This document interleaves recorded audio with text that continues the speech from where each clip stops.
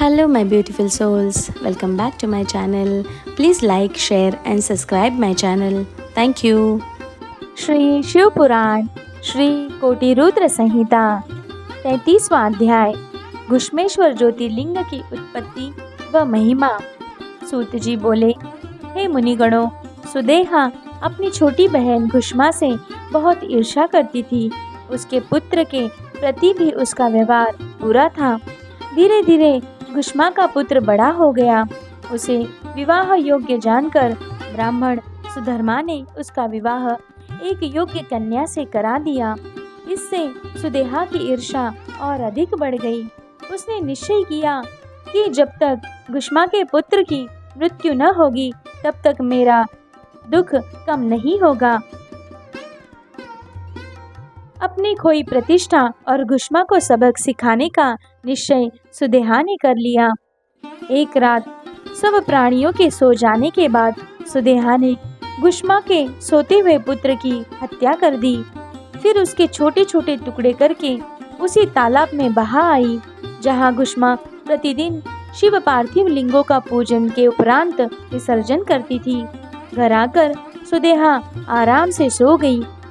प्रातःकाल उठकर सुधर्मा भगवान शिव का पूजन करने चले गए। सुदेहा और घुष्मा भी अपने अपने काम में लग गई।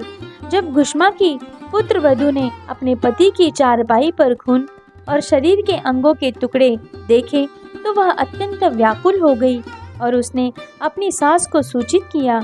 वहाँ का दृश्य देखकर वह फौरन समझ गई कि किसी ने उनके पुत्र की हत्या कर दी है। यह जानकर घुष्मा जोर जोर से रोने लगी।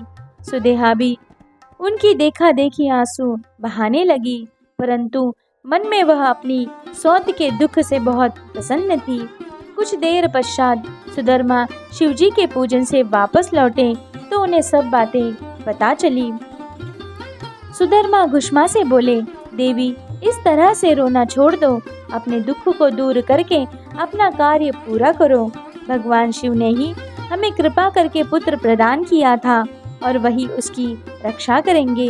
इसीलिए तुम रोना छोड़ो और अपना नित्य कर्म करो। तब पति की आज्ञा मानकर देवी घुष्मा ने शिवजी के पार्थिव लिंगों का पूजन किया और उन्हें बहाने के लिए तालाब पर गई।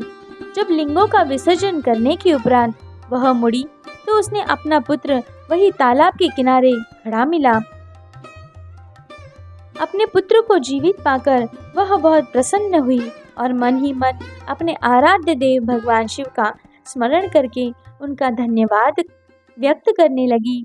उसी समय भगवान शिव वहां प्रकट हो गए और बोले, देवी घुष्मा, तुम्हारी आराधना से मैं प्रसन्न हूँ। मांगो, क्या वर मांगना चाहती हो? तुम्हारी बहन सुदेहा ने ही तुम्हारे पुत्र की हत्या की थी, परंतु मैंने इसे पुनर्जीवित कर दिया है। मैं तुम्हारे सौत को उसकी करने का दंड अवश्य दूंगा। भगवान शिव के वचन सुनकर देवी घुष्मा बोली, हे नाथ, सुदेहा मेरी बड़ी बहन है, इसीलिए आप उसका अहित न करें। तब शिवजी बोले, तुम्हारी सौत ने तुम्हारे पुत्र को मारा, फिर भी तुम उसको दंड नहीं देना चाहती हो।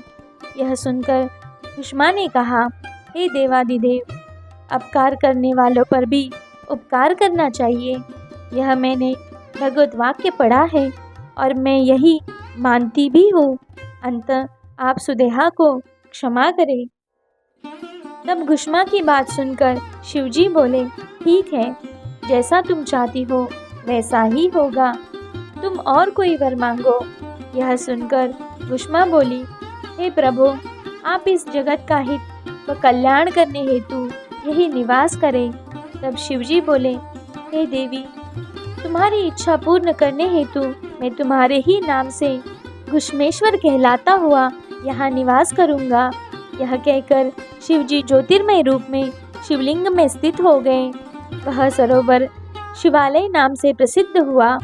इस सरोवर के दर्शनों के बाद घुष्मेश्वर लिंग का दर्शन करने से अभिष्ट फलों की प्राप्ति होती है। इस प्रकार शिवजी वहाँ सदा के लिए स्थित हो गए। उधर सुधर्मा भी सुदेहा के साथ वहाँ आ पहुँचे और उन्हें सारी बातें ज्ञात हो गई। सुदेहा अपनी करनी पर बहुत लज्जित हुई और उसने सबसे क्षमा याचना की। उसके मन का मैल धुल गया। तत्पश्चात उन सब ने मिलकर शिवलिंग की 101 बार परिक्रमा की और उसके बाद सुखपूर्वक घर को चले गए। हे मुनियों, इस प्रकार मैंने आपको 12 शिव ज्योतिर्लिंगों की कथा एवं महात्म्य सुनाया है। जो प्राणी भक्ति भावना से इसे सुनता अथवा पढ़ता है वह सब पापों से मुक्त हो जाता है और उसे भोग और मोक्ष की प्राप्ति होती है।